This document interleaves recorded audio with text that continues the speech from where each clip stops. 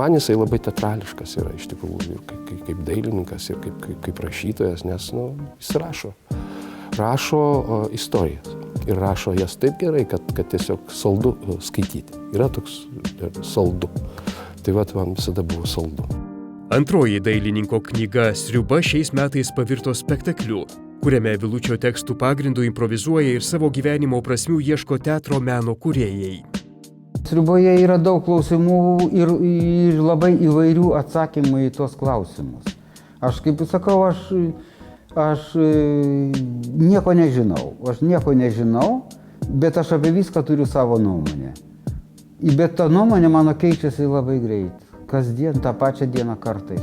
Važiuoju, kažkokį klausimą gvildeni, ten knisiesi po jį ir atrodo, dabar sužinojau, kame reikalas. Galėjau savo kažkaip tai logiškai paaiškinti, kodėl taip yra.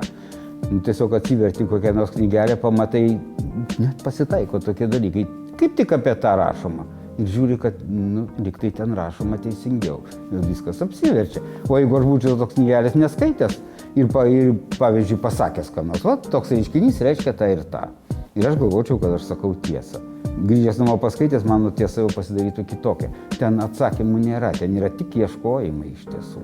Kiekvienas žmogus turi savo antrąją pusę vidinę. Ir šviesėje, ir tamsėje savo pusę.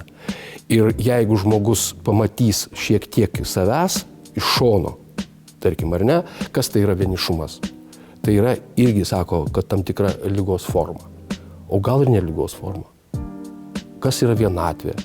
Kas tai ligos forma, ne ligos forma? Kas tai yra ryškios spalvos? Tarkim, jeigu pasitelkti Jungą ar kokį Freudą, tai ką jis pasakytų apie Vilučio spalvas? Kažkas tai ten yra, ta prasme.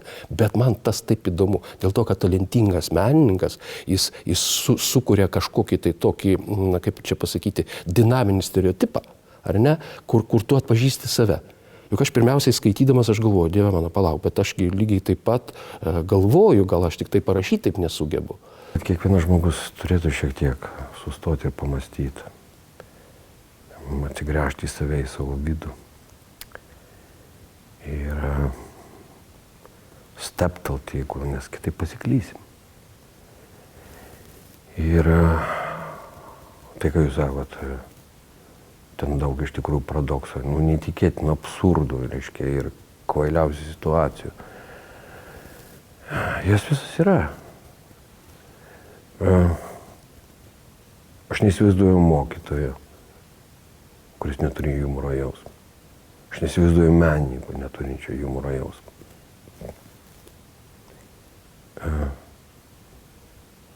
Ir aš nepažįstu nei vieno talentingo menininko, kuris nebejotų.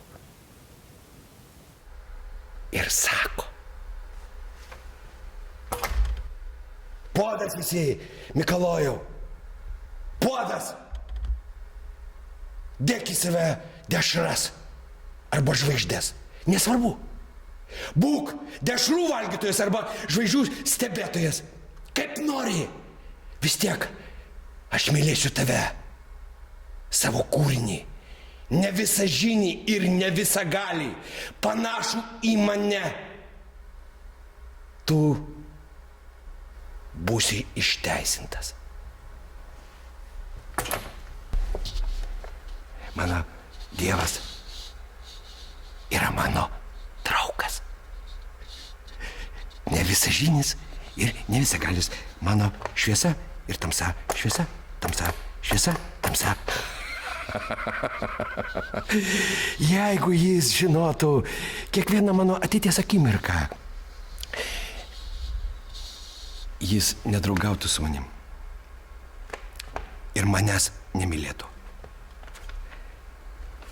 Jam tiesiog būtų neįdomu.